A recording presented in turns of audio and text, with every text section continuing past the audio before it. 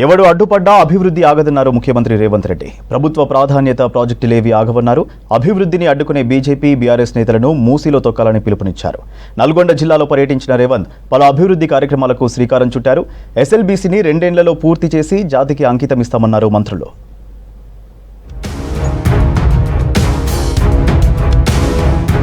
మూసీని బాగు చేయకపోతే నల్గొండలో ఎవరూ బతకలేని పరిస్థితి ఉందన్నారు సీఎం రేవంత్ రెడ్డి.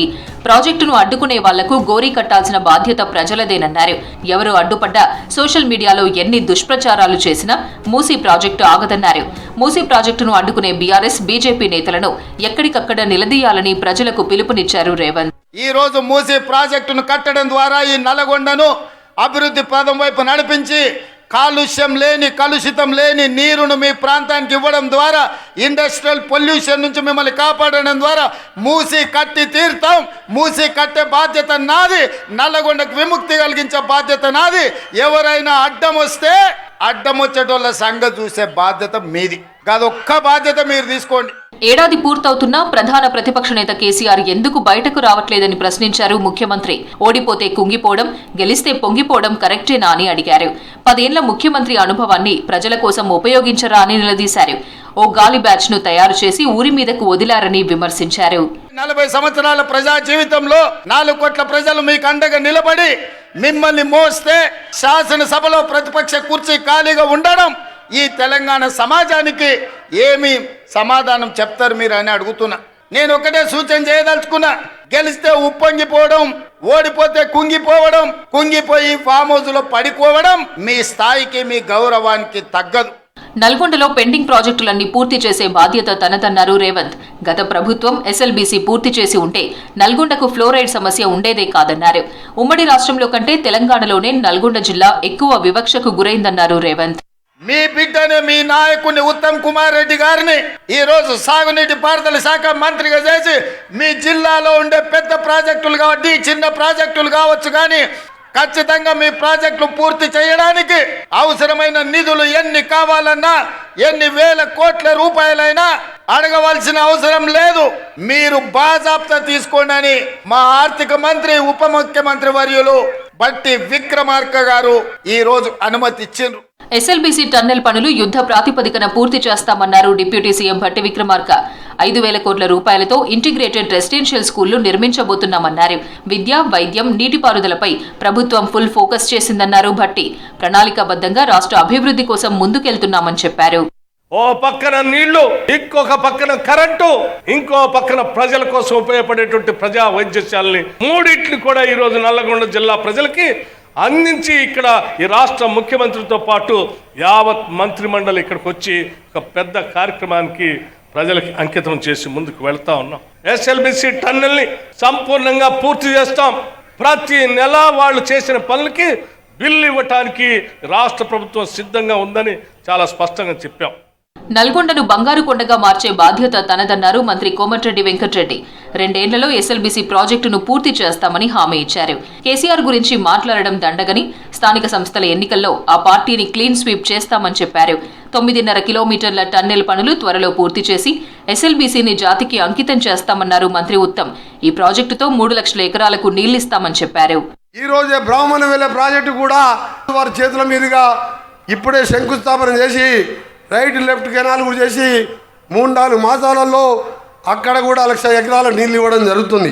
నేను నా కాన్షియస్తో పాటు నల్లగొండ జిల్లా మంత్రిగా నేను ఉత్తమ్ కుమార్ రెడ్డి గారు నల్లగొండని బంగారు కొండగా చేయడమే లక్ష్యంగా పెట్టుకున్నాం. మేము ఒకటి ఈరోజు ప్రారంభించిన బ్రాహ్మణ వెల్లెంల బ్యాలెన్సింగ్ రిజర్వాయర్కి ఈరోజు నీటి పంపును స్విచ్ ఆన్ చేయడం జరిగింది. దాని కింద 50,000 ఎకరాలు కొత్త ఆయకట్టు 6 నెలల్లో పూర్తి చేస్తామని, 1 లక్ష ఎకరాల ఆయకట్టు సంవత్సరంలో పూర్తి చేస్తామని చెప్పి మీ అందరికీ మాటిస్తున్నాం. ప్రజాపాలన విజయోత్సవాల్లో భాగంగా నల్గొండలో పర్యటించిన రేవంత్ రెడ్డి పలు అభివృద్ధి కార్యక్రమాలకు ప్రారంభోత్సవాలు, శంకుస్థాపనలు చేశారు. నార్కట్పల్లి దగ్గర బ్రాహ్మణ వెల్లెంల ఎత్తిపోతల ఉదయ సముద్రం ప్రాజెక్టును ప్రారంభించారు సీఎం. అక్కడి నుంచి మిర్యాలగూడ సెగ్మెంట్లోని దామరచెర్ల మండలం వీర్లపాలెంలో యాదాద్రి థర్మల్ పవర్ ప్లాంట్ను సీఎం రేవంత్ రెడ్డి ప్రారంభించారు. వీర్లపాలెంలో ఏర్పాటు చేసిన యాదాద్రి థర్మల్ విద్యుత్ పవర్ ప్లాంట్లో 800 మెగావాట్ల సామర్థ్యం ఉన్న యూనిట్ 2లో విద్యుత్ ఉత్పాదన ప్రారంభించారు. నల్గొండలో కొత్తగా నిర్మించిన మెడికల్ కాలేజ్ని ఓపెన్ చేశారు. అక్కడే నిర్మించనున్న నర్సింగ్ కాలేజ్, స్కిల్ డెవలప్మెంట్ సెంటర్కు శంకుస్థాపనలు చేశారు సీఎం. తెలంగాణలో ప్రజలు బీజేపీకి పట్టం కట్టేందుకు ఎదురు చూస్తున్నారని తెలిపారు బీజేపీ నేతలు. ఇక్కడ కూడా బీజేపీ సర్కార్ ఏర్పడబోతుందన్నారు. రాష్ట్రంలో కాంగ్రెస్ ప్రభుత్వం అన్ని వర్గాలను మోసం చేసిందన్నారు. ఇక హామీలను అమలు విషయంలో రేవంత్ సర్కార్కు సంక్రాంతి వరకు డెడ్లైన్ పెడుతున్నామని చెప్పారు బీజేపీ నేతలు. హామీలు అమలు చేయకుంటే సంక్రాంతి తర్వాత కాంగ్రెస్ నేతలను రోడ్లపై తిరగనివ్వమని హెచ్చరించారు. ఏడాది పాలనలో ఏం వెలగబెట్టారని కాంగ్రెస్ సంబరాలు జరుపుతుందని ప్రశ్నించారు.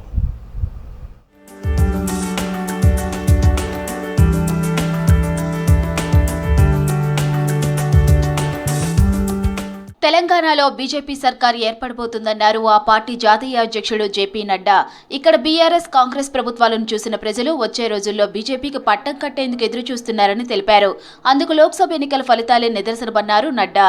కాంగ్రెస్ గ్యారంటీ గారడి 6 అబద్దాలు 66 మోసాల పేరుతో హైదరాబాద్ సరూర్ నగర్ స్టేడియంలో బీజేపీ బహిరంగ సభను నిర్వహించింది. సభకు ముఖ్య అతిథిగా హాజరయ్యారు నడ్డా. సభకు కేంద్ర మంత్రులు కిషన్ రెడ్డి, బండి సంజయ్తో పాటు ఎంపీలు, బీజేపీ శ్రేణులు పెద్ద ఎత్తున హాజరయ్యారు. దేశంలో మోదీ పాలనపై ఒక్క అవినీతి మచ్చలేదన్నారు నడ్డా. 13 రాష్ట్రాల్లో అధికారంలో ఉన్న బీజేపీ మరో రాష్ట్రాన్ని చేజిక్కించుకోబోతుందన్నారు. जनता का विश्वास लेकर के राज्य में बैठ करके राज्य का उपभोग करने वाले लोग हैं. ऐसे लोगों को घर बैठाना जरूरी है और जो लोग आपकी सेवा करते हैं उनको काम पे लगाना जरूरी है. అబద్దాలాడి తెలంగాణలో అధికారంలోకి వచ్చిన కాంగ్రెస్ అన్ని వర్గాలను మోసం చేసిందని ఆరోపించారు జేపీ నడ్డా. ఇతర పార్టీల బలహీనతలే కాంగ్రెస్ పార్టీకి బలమన్నారు. కర్ణాటక, తెలంగాణ, హిమాచల్ ప్రదేశ్లో ప్రజలు సంతోషంగా లేరన్న నడ్డా 3 రాష్ట్రాల్లో ప్రజలు దోపిడీకి గురవుతున్నారని విమర్శించారు. సీఎం రేవంత్ కు ఆయన మీద ఆయనకే భరోసా లేదన్నారు. ఇక ప్రజలకు ఏం భరోసా కల్పిస్తారని అన్నారు నడ్డా. ये जहां जहां अपने पद चिन्ह छोड़ते हैं वापस लौट कर नहीं आते हैं, वो पद चिन्ह ही रह जाते हैं, बाकी खुद नहीं आते हैं. और यही हाल इनका तेलंगाना में भी होगा. కాంగ్రెస్ పాలనతో ఆర్థిక సంక్షోభం రానుందన్నారు కేంద్ర మంత్రులు. ఎప్పుడు ఎన్నికలొచ్చినా బీజేపీదే గెలుపన్నారు. తెలంగాణలో నిజమైన ప్రజాప్రభుత్వం బీజేపీతోనే సాధ్యమన్నారు. కాంగ్రెస్ ప్రభుత్వంపై ఉద్యమ శంఖారావం పూరించామన్నారు కేంద్ర మంత్రులు. ఖచ్చితంగా ఈ రాష్ట్రంలో కాంగ్రెస్ పార్టీ ప్రభుత్వాన్ని గద్దె దించే వరకు వచ్చే శాసనసభ ఎన్నికలు ఎప్పుడు జరిగినా భారతీయ జనతా పార్టీ జెండా ఎగరడమే లక్ష్యంగా ముందుకెళ్తాము. ఈ రోజు ఇప్పుడు ఎన్నికలు నిర్వహిస్తే ఈ తెలంగాణ రాష్ట్రంలో వికసించేది కమలం కమలం కమలం తప్ప కాదు. కొత్తగా ఈసారి సర్వే సంస్థలని సర్వే నిర్వహిస్తే కాంగ్రెస్ పార్టీ 3వ స్థానానికి పోయింది, రేవంత్ రెడ్డి 10వ స్థానానికి పోయాడు. ఫేక్ ప్రచారాలు, అబద్దాలతో రాష్ట్రంలో కాంగ్రెస్ పార్టీ అధికారంలోకి వచ్చిందన్నారు ఎంపీ లక్ష్మణ్. విదేశీ శక్తుల కుట్రలకు ఊతమచ్చేలా రాహుల్ గాంధీ వ్యవహరిస్తున్నారని తెలిపారు. దేశాన్ని అస్థిరపరిచేలా కాంగ్రెస్ కుట్రలు పన్నుతుందని విమర్శించారు లక్ష్మణ్. రాష్ట్రంలో ఏం వెలగబెట్టారని కాంగ్రెస్ ప్రభుత్వం సంబరాలు చేస్తుందన్నారు ఎంపీ డీకే అరుణ. ముఖ్యమంత్రి స్థాయిలో భాషా గౌరవం లేకుండా రేవంత్ మాట్లాడుతున్నారని విమర్శించారు. అబద్దాల ప్రచారంతో ఫేక్ వీడియోలు సృష్టించి ఏ రకంగా ఎన్నికల్లో ఓట్లు దండుకున్నారో, తెలంగాణ ప్రజలను మోసం చేశారో ఇప్పుడిప్పుడే ప్రజలందరూ కూడా చైతన్యమవుతా ఉన్నారు. ఢిల్లీలో పోయేమో ఆడపోయి లోపల ఇచ్చి కాగితాలు ఇచ్చి లోపలనేమో అడుక్కొని వస్తారు, బయటకు వచ్చేమో ఇంకో రకంగా మాట్లాడతారు. ఇది ఏ ముఖ్యమంత్రికైనా గౌరవమైనటువంటి భాష, మాట, తీరు. అబద్దాలతో కేసీఆర్ జుట్టులో నుండి రేవంత్ పుట్టాడని సెటైర్లు వేశారు బీజేపీ ఎంపీలు. అబద్దాలు, మోసాలతో సీఎం రేవంత్ ఎన్ని రోజులు పాలన చేస్తారని ప్రశ్నించారు. లగచర్లలో కలెక్టర్పై ప్రజలు తిరగబడ్డ రోజే రేవంత్పై ప్రజలకు విశ్వాసం పోయిందన్నారు. కేంద్రం నిధులతోనే తెలంగాణలోని పంచాయతీలు, మున్సిపాలిటీలు నడుస్తున్నాయన్నారు ఎంపీలు. ఒకప్పుడు బలిదేవత అని చెప్పి మాట్లాడినటువంటి రేవంత్ రెడ్డి గారు ఆ బలిదేవత పుట్టినరోజు మార్చిన తెలంగాణ తల్లి విగ్రహం పెట్టి దాంట్లో కూడా మళ్ళీ మన నెత్తి మీద షటగోపురం పెట్టేందుకు వాళ్ళ కాంగ్రెస్ పార్టీ గుర్తు, హస్తం గుర్తుని ఆ విగ్రహం లోపల పెట్టుకుంటున్నాడు తప్ప కొత్తగా ఏం మార్పు రాలేదు. ఒక్క ఏడాది మేము పాలించినాము, ఇంకా ప్రభుత్వం పడిపోలేదు. అబద్ధాలు చెప్పినా, గ్యారెంటీలు పెట్టుకోకుండా కూడా మేము ఏడాది సక్సెస్ఫుల్ గా పాలించినాము, ప్రభుత్వం పడిపోకుండా అని సంబరాలు చేసుకుంటారు. దేశంలో క్షయవ్యాధి నిర్మూలన కోసం మోదీ ప్రభుత్వం అనేక కార్యక్రమాలు చేపట్టిందన్నారు కేంద్ర మంత్రి కిషన్ రెడ్డి. టీబీ ముక్త్ భారత్ అభియాన్ కార్యక్రమంలో భాగంగా ఎర్రగడ్డ హాస్పిటల్లో టీబీ నిర్మూలన లక్ష్యంగా 100 రోజుల విస్తృత ప్రచార కార్యక్రమాన్ని కిషన్ రెడ్డి ప్రారంభించారు. రాష్ట్రంలో కాకినాడ పోర్టు వివాదం రోజురోజుకి ముదురుతోంది. కూటమి ప్రభుత్వానికి ప్రతిపక్ష నేతలకు మాటల యుద్ధం కొనసాగుతోంది. మరోవైపు ఇవాల్టి నుంచి రాష్ట్ర వ్యాప్తంగా మెగా పేరెంట్స్ టీచర్స్ సమావేశం నిర్వహించింది ఏపీ సర్కార్. విద్యా వ్యవస్థ రూపురేఖలు మార్చే దిశగా పనిచేస్తున్నట్లు తెలిపారు కూటమి నేతలు.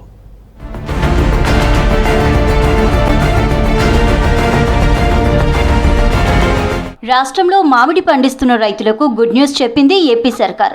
మామిడి పంటకు బీమా అమలు చేస్తున్నట్లు ఉత్తర్వులు జారీ చేసింది. జిల్లాల వారీగా లెక్కించి సగటు ప్రీమియంగా నిర్ణయం తీసుకుంది సర్కార్. రుణాలు తీసుకునే వారితో పాటు లేని వారికి స్వచ్ఛందంగా బీమా అమలు చేయాలని ఆదేశాలు ఇచ్చినట్లు తెలిపింది కూటమి సర్కార్. రాష్ట్ర వ్యాప్తంగా మెగా పేరెంట్స్ టీచర్ మీటింగ్ నిర్వహించింది కూటమి సర్కార్. బాపట్ల జిల్లాలోని మున్సిపల్ హైస్కూల్లో ఏర్పాటు చేసిన కార్యక్రమంలో సీఎం చంద్రబాబు, మంత్రి లోకేష్ పాల్గొన్నారు. విద్యార్థుల తల్లుల్లో ఎవరైనా డిగ్రీ చదువుకున్న వారుంటే వారు ఐటీ రంగం ద్వారా రోజుకి 3 గంటలు పనిచేసే అవకాశం కల్పిస్తామన్నారు చంద్రబాబు. ఈ రోజు ఇంజనీర్లు వచ్చారంటే కొన్ని వేల వందల స్కూల్ కాలేజీలు పెట్టాం. డాక్టర్లు వచ్చారంటే పదుల సంఖ్యలో మెడికల్ కాలేజీలు తీసుకొచ్చాం. దానివల్ల మన వాళ్ళు డాక్టర్లు అయ్యారు, ఇంజనీర్లు అయ్యారు, బ్రహ్మాండంగా చదువుకొని ముందుకు పోయే పరిస్థితికి వచ్చారు. ఇంకో పక్క గురుకుల పాఠశాలలు తీసుకొచ్చాం. పాఠశాలల స్థలాలు కబ్జా చేసే వారిపై గూండా యాక్ట్ కింద కేసులు నమోదు చేస్తామన్నారు deputy CM Pawan Kalyan. Mega parents teachers programme సందర్భంగా కడప మున్సిపల్ కార్పొరేషన్ హైస్కూల్ను పవన్ సందర్శించారు. ఆడబిడ్డల భద్రత బాధ్యతను కూటమి ప్రభుత్వం తీసుకుంటుందన్నారు. విద్యార్థులతో కలిసి సహపంక్తి భోజనం చేశారు పవన్. విద్యార్థులకు పాఠశాలల్లో ఎదురవుతున్న సమస్యల పరిష్కారం కోసం కూటమి ప్రభుత్వం చిత్తశుద్ధితో పనిచేస్తోందన్నారు పవన్.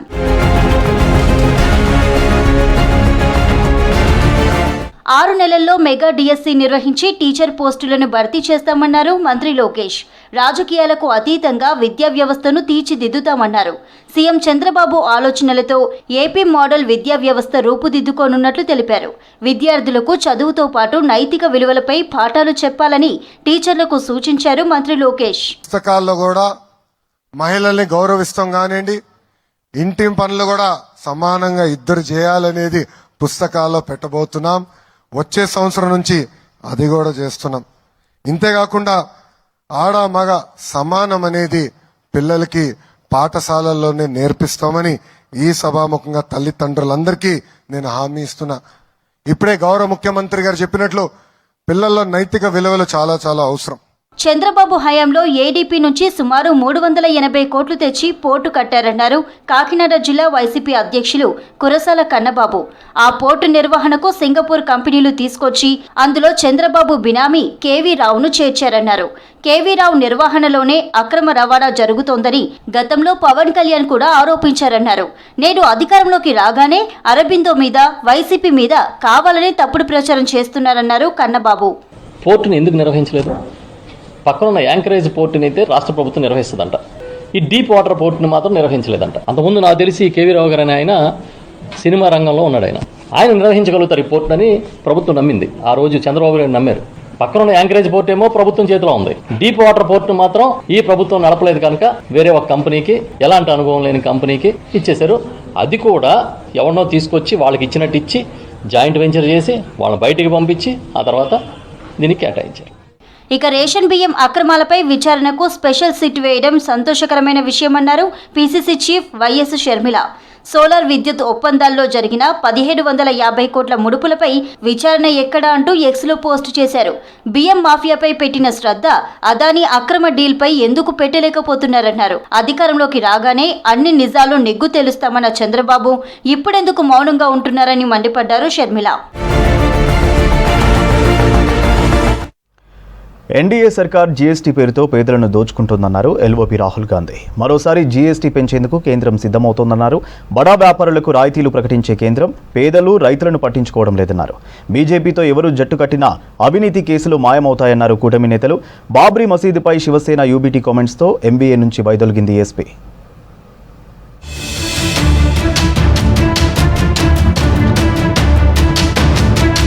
ప్రధాని మోదీ సర్కార్ జీఎస్టీ పేరుతో పేదలను నిలువు దోపిడీ చేస్తుందన్నారు ఎల్ఓపీ రాహుల్ గాంధీ. కొంతమంది పెట్టుబడిదారులకు రాయితీలు ప్రకటించే కేంద్రం రైతులు, పేదలను పట్టించుకోవడం లేదన్నారు. మరోసారి జీఎస్టీ స్లాబులు పెంచేందుకు కుట్ర జరుగుతుందన్నారు. పెళ్లిళ్ల సీజన్ కావడంతో దుస్తులపై జీఎస్టీని 12% నుంచి 18% పెంచి ప్లాన్ చేస్తున్నారన్నారు. పేదలు, మధ్యతరగతి ప్రజలను ఆర్థికంగా అనకదొక్కడమే బీజేపీ విధానమంటూ ట్వీట్ చేశారు రాహుల్. బీజేపీతో దోస్తీ చేస్తే అవినీతి పరులు నిజాయితీ పరులుగా మారుతారంది Congress party. Modi laundry Yojana scheme ప్రపంచంలోనే ఉత్తమ పథకం అంటూ సెటైర్ వేసింది. మహారాష్ట్రలో బీజేపీకి సపోర్ట్ చేసినందుకే అవినీతి కేసులో అజిత్ పవార్ కు క్లీన్ చిట్ లభించిందంటూ ట్వీట్ చేసింది కాంగ్రెస్. మహారాష్ట్ర అసెంబ్లీ ఎన్నికల్లో పెద్ద ఎత్తున అక్రమాలు జరిగాయన్నారు శివసేన యూబీటీ నేత ఆదిత్య ఠాక్రే. ప్రజా తీర్పుకు వ్యతిరేకంగా ఎన్నికల ఫలితాలు వచ్చాయన్నారు. ఈవీఎంలపై అనుమానాలు ఉన్నాయని, దానికి నిరసనగానే అసెంబ్లీ సమావేశాల తొలి రోజు ప్రమాణ స్వీకారం చేయడం లేదన్నారు. బంగ్లాదేశ్లో హిందువులపై దాడులు జరుగుతుంటే బీజేపీ సర్కార్ ఏం చేస్తుందని ప్రశ్నించారు ఆదిత్య ఠాక్రే. आज बहिष्कार किया है, इसी का एक ही कारण है. अगर आप देखें तो मार्केटवाड़ी में डेमोक्रेसी को मारा जा रहा है. ये डेमोक्रेसी को ईवीएम के हिसाब से, ईवीएम के माध्यम से हो या फिर जो भी रिगिंग कर रहे उसके माध्यम से मॉकरी कर रहे डेमोक्रेसी की. और यही जो मैंडेट है, ये मैंडेट ना जनता का है ना महाराष्ट्र का है, ये मैंडेट ईवीएम का है और ये मैंडेट इलेक्शन कमीशन का है. हम यही बात करना चाहते हैं. आज जो शपथ नहीं लिए इसी के लिए नहीं लिए क्योंकि आज जनता का आदर करना चाहते हैं. जनता के जो मन में शंका उपस्थित है. ఢిల్లీలో శాంతి భద్రతల సమస్యలు సృష్టించేందుకు కొందరు కుట్ర చేస్తున్నారన్నారు ఆప్ చీఫ్ కేజ్రీవాల్. బీజేపీ నేతలు గ్యాంగ్ వార్లు ప్రోత్సహిస్తున్నారని ఆరోపించారు. ఢిల్లీ రక్షణను కేంద్రం పట్టించుకోవడం లేదన్నారు. 10 ఏళ్ల ఆప్ పాలనలో ఢిల్లీ ఎంతో అభివృద్ధి చెందిందన్నారు. ప్రజలకు మెరుగైన విద్యా వైద్యం అందించామన్నారు కేజ్రీవాల్. दिल्ली की कानून व्यवस्था बहुत भयावह हो गई है. लॉ एंड ऑर्डर की बहुत बुरी हालत हो गई है और खुलेआम गोलीबारी हो रही है, खुलेआम चाकूबाजी हो रही है. सबको पता है कि 11-12 गैंग हैं जो दिल्ली के अंदर ऑपरेट कर रहे हैं. एक को भी नहीं पकड़ पाए अभी. दिल्ली के अंदर कानून व्यवस्था बनाए रखने की जिम्मेदारी सीधे सीधे गृह मंत्री यानी कि अमित शाह जी की है. लोगों ने एक जिम्मेदारी बीजेपी की केंद्र सरकार को दी. इवी बुलेटिन अपडेट्स.